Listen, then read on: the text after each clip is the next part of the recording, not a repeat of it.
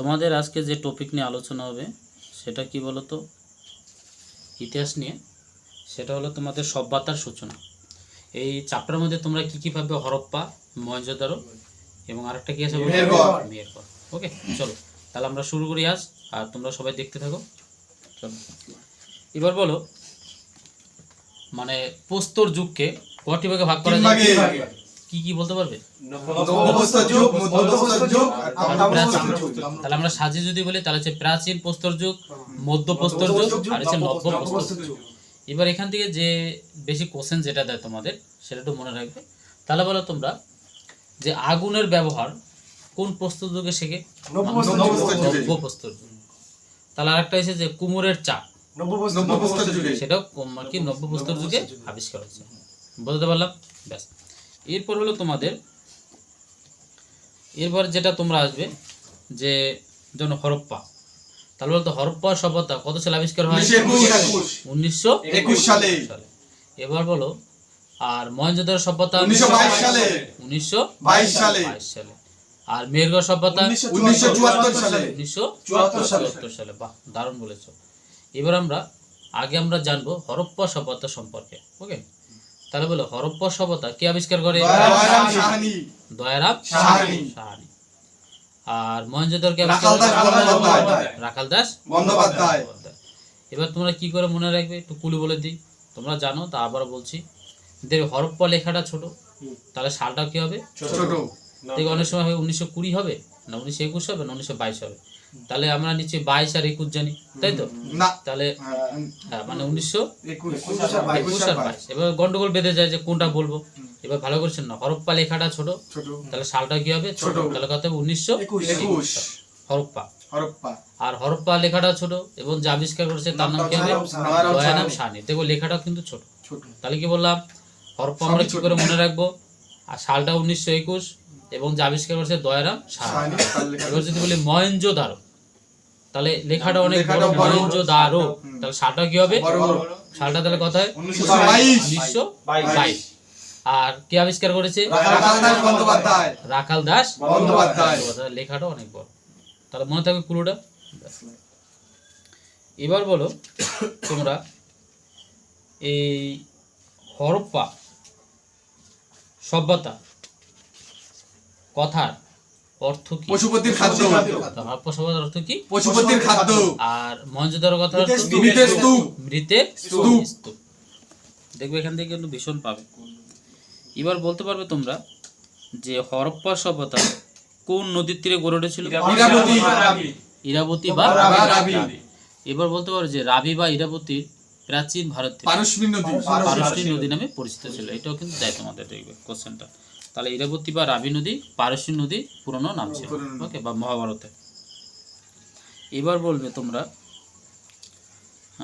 সেটা হলো যে বৃহৎ স্নানাগার। স্নানাগার মানে কি? একটা পুকুর। স্নানাগার কথার অর্থ কি? পুকুরে তো স্নান করে। তাহলে বৃহৎ স্নানাগার কোন সভ্যতায়? মহেঞ্জোদারো। তাহলে বৃহৎ স্নানাগার একটা পুকুর অনেক বড় হয়, তেমনি লেখাটাও কি বড় হবে? মহেঞ্জোদারো সভ্যতা। তাহলে মানে বৃহৎ স্নানাগার কোন সভ্যতায়? মহেঞ্জোদারো সভ্যতায়। এবার যদি বলি যে বৃহৎ শস্যাগার, হরপ্পা সভ্যতায়। তাহলে বৃহৎ শস্যাগার লেখাটাও ছোট। শস্যাগার তো নিশ্চয়ই ছোট, বেশি একটা বড় হয় না, কিন্তু তেমনি কি হয় বলো? হরপ্পা লেখাটাও ছোট। হরপ্পা লেখাটাও ছোট। এরকম ক্লু দিয়ে মনে রাখতে হবে, কারণ সবসময় ক্লু দিয়ে মনে রাখলে কি বিশাল মনে থাকে। এবার যেটা হলো দেখবে প্রাচীন যুগের কোনো জীবাশ্ম যদি আমরা জানাতে চাই বা চেষ্টা করি, সেটা কোন পদ্ধতির মধ্যে জানা যায় বলতে পারবে? সেটা হচ্ছে রেডিও কার্বন 14। রেডিও কার্বন 14 দ্বারা আমরা জানতে পারবো যেটা কত বছরের পুরনো। আর হচ্ছে ডেন্ড্রোক্রোনোলজি, এটার মাধ্যমে কিন্তু আমরা জানতে পারি যে এটা কত সভ্যতা, কত পুরনো কোনো জিনিস বা দ্রব্য বা যন্ত্র। ব্যাস। এবার বলো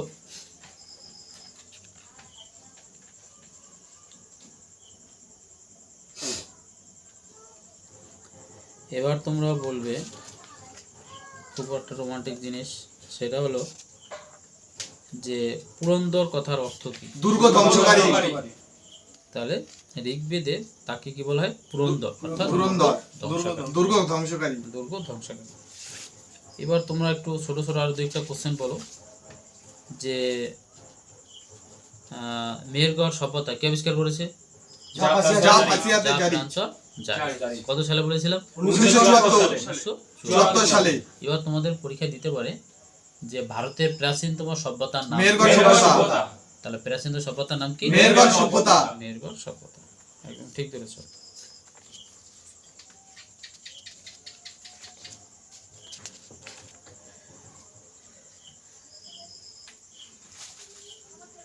বলো তো বানওয়ালি কোথায় অবস্থিত? গুজরাট ঠিক করে বলো। হ্যাঁ, বানওয়ালি হচ্ছে ধোলাভিরা না হরিয়ানা কোথায়? হরিয়ানা বানওয়ালি এই হরিয়ানা কোশ্চেনটা ভীষণ দেয়। আর ধোলাভিরা কোথায়? গুজরাট গুজরাট। ধোলাভিরা কোথায়? গুজরাট গুজরাট। এবং এই গুজরাট ধোলাভিরা রয়েছে লুনি নদীর তীরে অবস্থিত। অবস্থিত। এবার বলতো ভারতের প্রাচীনতম বন্দরের নাম কি? লোথাল। লোথাল। এই কোশ্চেনটা একদম দেবে। তা ভারতের প্রাচীনতম বন্দরের নাম কি? লোথাল। এবং পৃথিবীর মধ্যে প্রাচীনতম প্রাচীন বন্দর হলো লোথাল সেটা কি হবে? লোথাল। লোথাল। এই কোশ্চেনগুলো কিন্তু ভীষণ দেয় এবং আরো সামনে কিন্তু দেবে। এই জন্য ভালো করে কিন্তু এটা করতে হবে। বলতো কুমোরের চাক মানে কুমোরের চাক এটা কোন দেশ থেকে এসেছিল? বলতো? সুমেরু সুমেরু থেকে এসেছিল। সুমেরু সভ্যতা থেকে কুমোরের চাক এসেছিল। ছিল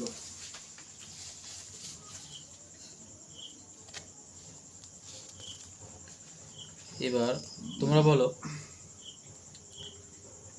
যে বৃহৎ যে সেনাগারটা ছিল, সেনাগার মানে যেখানে পুকুর ছিল যেটাকে বলে, এর দৈর্ঘ্য প্রস্থ বলতে পারবে? এর দৈর্ঘ্য ছিল 180 আর প্রস্থ ছিল কত? 108। কি বললাম? দৈর্ঘ্য ছিল কত? 180 আর প্রস্থ ছিল কত? 108 ফুট। ফুট কিন্তু এগুলো।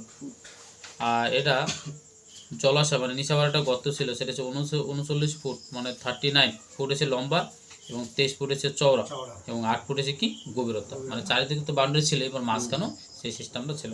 এটা কিন্তু মাঝে মাঝে দেয়।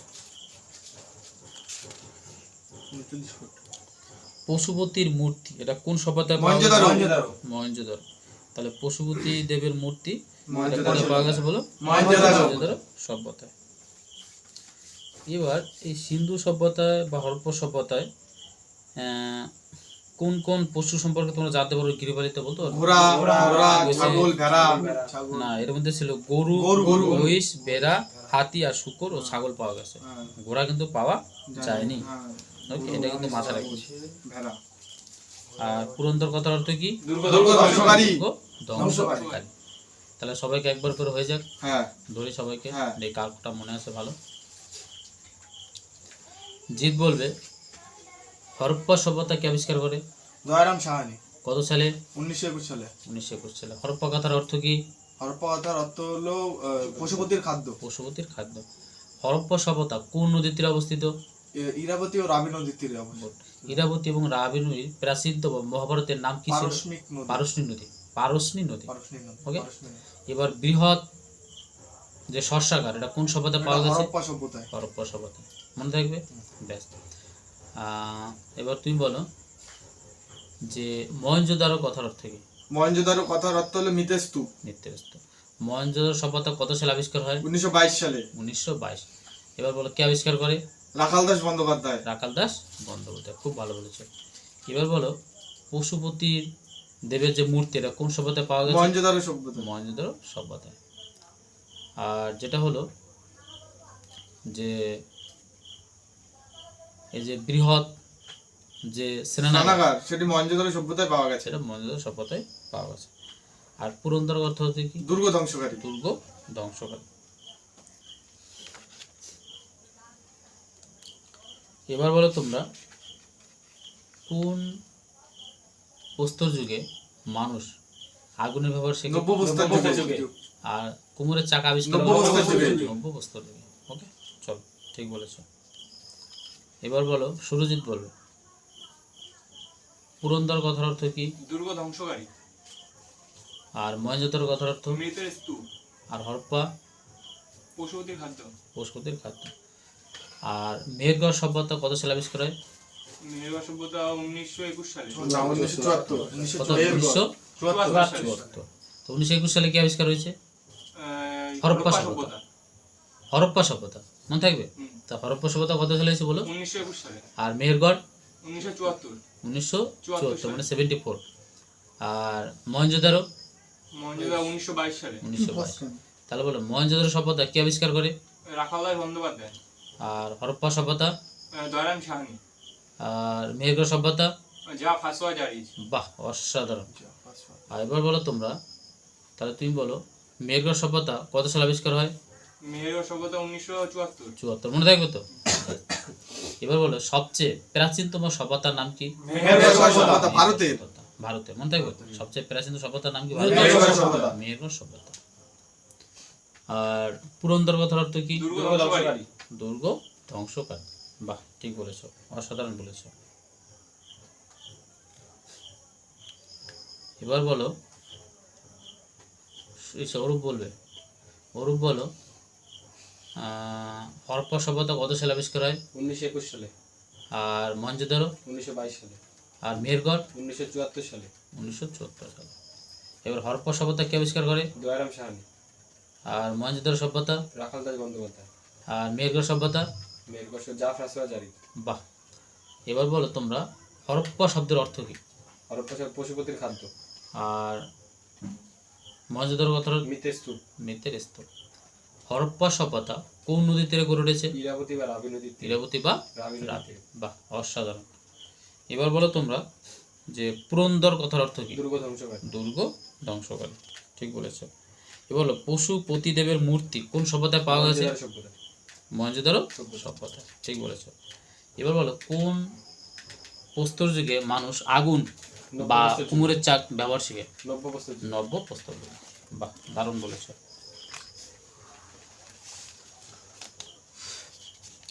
আর বৃহৎ যে স্নানাগার মানে পুকুর, এটা কোন সভ্যতা? মহেঞ্জোদারো সভ্যতা। মহেঞ্জোদারো। আর যেটা হলো বৃহৎ শস্যাগার, হরপ্পা সভ্যতা। এটা হচ্ছে হরপ্পা সভ্যতা। আর ইরাবতী বা রাবির প্রাচীনতম নাম কি ছিল? পারশনি নদী। পারশনি নদী, ঠিক বলেছো। কালীবঙ্গন কোন রাজ্যে অবস্থিত? রাজস্থান। রাজস্থান। কালীবঙ্গন কোথায় বর্তমানে? রাজস্থান। রাজস্থান। এবার বলো স্বরূপ বলবে যে ভারতের প্রাচীনতম বন্দরের নাম কি? লোথাল। লোথাল। আর পৃথিবীর মধ্যে প্রাচীনতম বন্দর? লোথাল। লোথাল। বাহ, ঠিক বলেছো। আর কালীবঙ্গন বর্তমানে কোন রাজ্যে অবস্থিত? রাজস্থান। রাজস্থান। এবার বলো যে প্রাচীন কোনো বা প্রত্নতাত্ত্বিক কোনো কিছু আমরা জানা বা জীবাশ্ম যে আমরা যদি জানতে চাই এটার বয়স কত, সেটা কোন পদ্ধতির মধ্যে জানা যায়? রেডিওকার্বন 14। রেডিও কার্বন 14, আর এটা হচ্ছে ডেন্ড্রোক্রোনোলজি। ডেন্ড্রোক্রোনোলজি। বললাম ডেন্ড্রোক্রোনোলজি। এবার বলো একটি আলেকজান্ডার কানিংহাম একটি শিলমোহর আবিষ্কার করেছে, সেটা কত সালে বলতে পারবে? 1975। 1975। বাহ, ওটা এই শিলমোহরটার নাম কি কইতে পারবা? না বল। শিলমোহরটা যে খুঁজছিল সেই শিলমোহরটার তো একটা নাম ছিল। নাম ছিল কিন্তু এখানে এখন বলতে পারছি না, এটা পরে তোমরা জানতে পারবো, অবশ্যই জানা যাবে। এবার বলো যে নৃত্যরত মহিলা ব্রোঞ্জের মূর্তি এটা কোন সভ্যতায় পাওয়া গেছে? মহেঞ্জোদারো সভ্যতা। সভ্যতা। এটা কিন্তু তোমাদের দেবে। আর যেটা হলো আরেকটা হলো যে কালীবঙ্গন তাহলে কোথায় পাওয়া গেছে? রাজস্থান। রাজস্থান। কালীবঙ্গন মানে বর্তমানে হচ্ছে রাজস্থান অবস্থিত। তাহলে ধোলাভিরা কোথায়? ধুলাবিরা হচ্ছে গুজরাট। ধোলাভিরা হচ্ছে গুজরাট। লুনি নদী। আর বানওয়ালি কোথায় অবস্থিত? হরিয়ানা। দেখবে 3-4টের মধ্যে তোমাকে কোশ্চেন একদম দেবে। এবার বলো সিন্ধু সভ্যতায় কোন পশুর ব্যবহার তারা জানতো না? ঘোড়া। ঘোড়া। ঘোড়া। তাহলে কোন পশুর ব্যবহার জানতো ঘোড়া। না? ঘোড়া। ভীষণ দেবে। আর সিন্ধু সভ্যতায় লোহার কোন ব্যবহার ধাতুর ব্যবহার জানতো? লোহা। লোহা। এই দুটোর মধ্যে একটা তোমরা পাবেই খাবার, কোনো কথা নেই।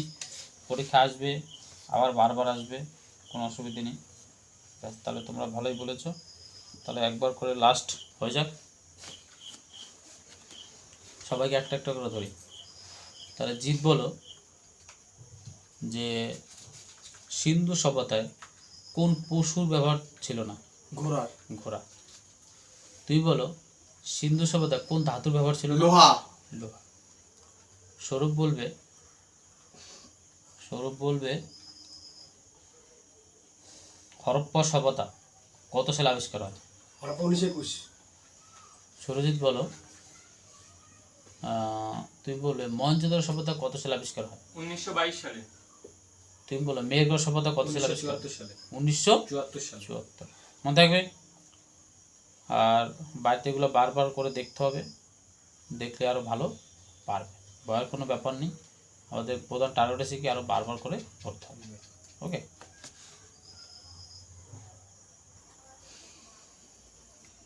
তোমরা বলো এবার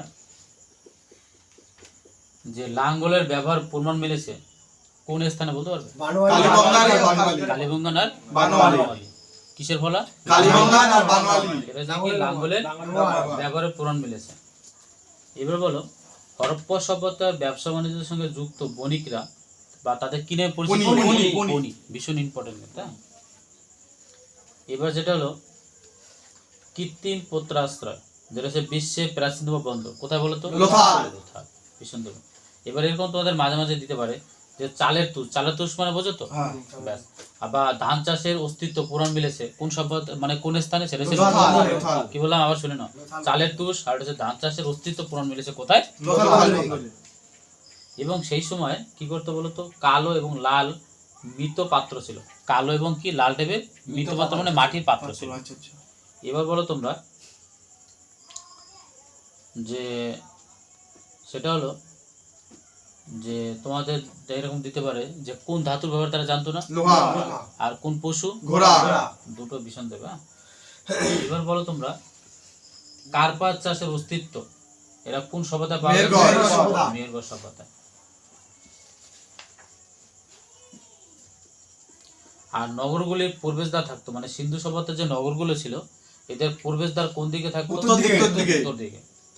এবার এসে সেই সময় হরপ্পা সভ্যতা এরকম দিতে পারে মানুষের কি করা হতো, দাহ করা হতো, আবার বা কবর দেওয়া হতো। কিন্তু কোন দিক করে দাহ হতো? উত্তর দক্ষিণ দিকে। উত্তর আর দক্ষিণ দিয়ে তাদের কবর বা দাহ করা হতো। দাহ করা, মানে পোড়ানো হতো আর কি।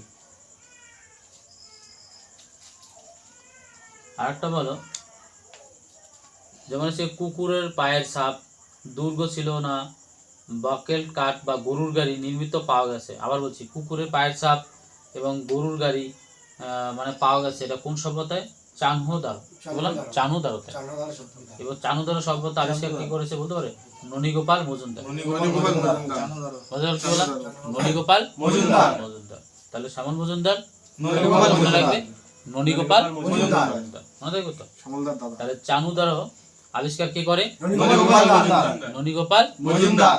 এবার দেখো ননী তো ভালোই মনে থাকবে, কারণ গোপাল কৃষ্ণ, গোপাল। সে তো ননী খুব ভালো খায়।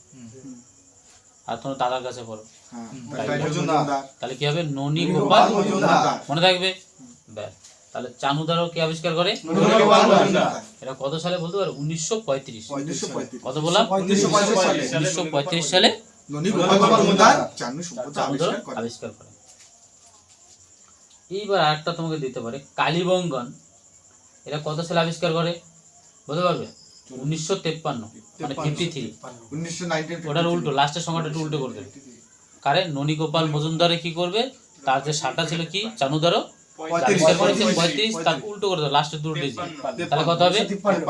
মনে থাকবে?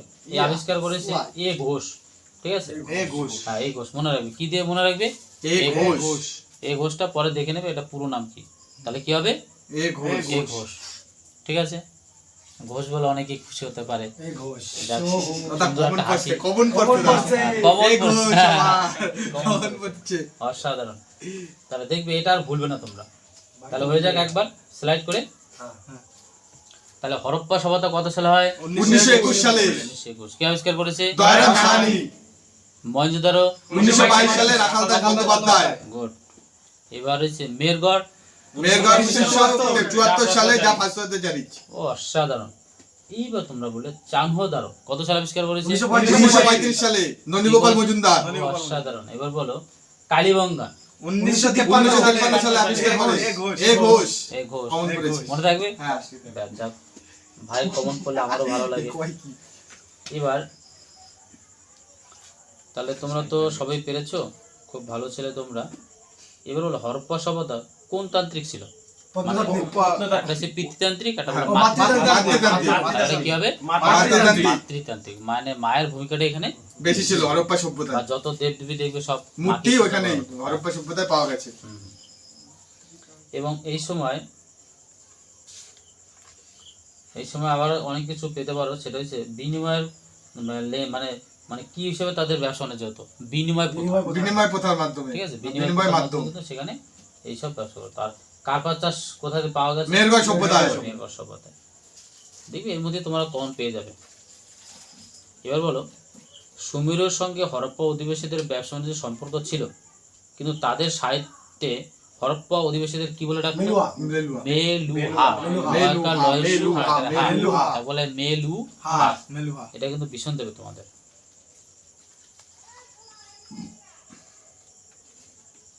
আর এটা বলতে পারো, ভারতের মধ্যে সর্বাধিক সংখ্যক কেন্দ্র আবিষ্কার হয়েছিল কোন স্থানে? সেটা হচ্ছে গুজরাট। গুজরাট। কি বললাম? গুজরাট। কারণ আমরা আগের দিনে তো পড়েছিলাম কি বলো, যে উপকূল রেখার দৈর্ঘ্য সবচেয়ে কোথায়? গুজরাট। গুজরাট। তাহলে বেশি উপকূল রেখার দৈর্ঘ্য। আর এখানেও দেখবে সিন্ধু সভ্যতায় ভারতের মধ্যে সর্বাধিক সংখ্যক কেন্দ্র আবিষ্কার হয়েছিল কোথায়? গুজরাটে। গুজরাটে। ভীষণ ইম্পর্টেন্ট, ডিপলি কোশ্চেন। আর একটা চাষ জানতো না সিন্ধু সভ্যতা, বলতে পারবে? গঞ্জব। না, সেটা হচ্ছে আখ। আখের আখ, চাষ। আখ, মনে থাকবে? আখ। আখ চাষ এই সভ্যতার মানুষের কাছে কি ছিল? অজানা। অজানা। ভাবা যায় সেই সময় মানুষ চিনি খেত না। চিনির কত ভালোবাসা। আর এই সময় টেরাকোটা নির্মিত বেশিরভাগ মূর্তি ছিল কি? নারী মূর্তি। নারী মূর্তি। টেরাকোটা মানে হচ্ছে যেগুলো হচ্ছে মানে সুতো। পুড়িয়ে যেগুলো তৈরি করা টেরাকোটা। ওকে। মাটির। আর হলুদ মৃৎপাত্র পূর্ব পাঞ্জাব, পশ্চিম উত্তর প্রদেশ, হরিয়ানা এখানে পাওয়া গেছে আর কি। আর উজ্জ্বল লাল মৃৎপাত্র সেগুলো পাওয়া গেছে গুজরাটে পাওয়া গেছে। পাওয়া Okay? গেছে। হাতির দাঁতের তুলাদণ্ড পাওয়া গেছে লোথালে। হাতির দাঁতের তুলাদণ্ড ভাবা যায়, মানে দাড়িপাল্লা যেটাকে বলা হয়। তুলাদণ্ড মনে হচ্ছে দাড়িপাল্লা। এগুলো একটু দেখবে বাড়িতে, যেগুলো বললাম। ওকে। আর তাহলে কি বললাম, ভারতের মধ্যে সর্বাধিক সংখ্যক কেন্দ্র আবিষ্কার হয়েছে কোথায়? গুজরাট। গুজরাটে। চলো এবার লাস্ট সিন একটা হয়ে যাক, সুন্দর করে একটা বক্তব্য। তাহলে বলো, বৃহৎ শস্যাগার কোন সভ্যতায়? হরপ্পা। আর বৃহৎ সেনানাগার? মহেঞ্জোদারো। মহেঞ্জোদারো। আর পুরন্দর কথার অর্থ কি? দুর্গ ধ্বংসকারী। দুর্গ ধ্বংসকারী। আর সিন্ধু সভ্যতায় বা হরপ্পা সভ্যতায় যারা ব্যবসা বাণিজ্য করতো বণিকরা, তাদের কি বলে ডাকতো? বিনিময়। পনি কুনি। পনি। পনি। পনি। আর হরপ্পা সভ্যতা অধিবাসীদের কি বলে ডাকতো? মেলুহা। মেলুহা। মেলুহা। মেলুহা। মেলুহা। মেলুহা। কারা ডাকতে পারো? সুমেরু সভ্যতা। মেলুহা। তারপরে সে চালের তুষ বা ধান চাষের অস্তিত্ব লোথাল বন্দর। লোথাল বন্দর। লোথাল পাওয়া যায়। পাওয়া যায়। হ্যাঁ, লোথাল পাওয়া গেছে। এবং সেই সময় দেখবে কালো এবং লাল মৃৎপাত্র, তার গায়ে পঞ্চতন্ত্রের কাহিনী, দ্রুত শিয়াল ও তৃষ্ণার্ত কাকের গল্প উৎকীর্ণ আছে। মানে সেই সময় যে যে মাটিগুলো হতো বা যে কালো রং দিয়ে মানে এইসবগুলো ছবি এঁকে বোঝানোর চেষ্টা করতো। যাক, এবার এসে তাহলে কোন পশুর ব্যবহার তারা জানতো না? ঘোড়া। আর কোন ধাতু? লোহা। লোহা। আর সেখানে কোন তান্ত্রিক ছিল? মাতৃতান্ত্রিক। তান্ত্রিক। কি তান্ত্রিক ছিল? মাতৃতান্ত্রিক। মাতৃতান্ত্রিক। আর নিত্যদাহ দাহ বা কবর কোন দিকে? উত্তর দক্ষিণ। উত্তর দক্ষিণ।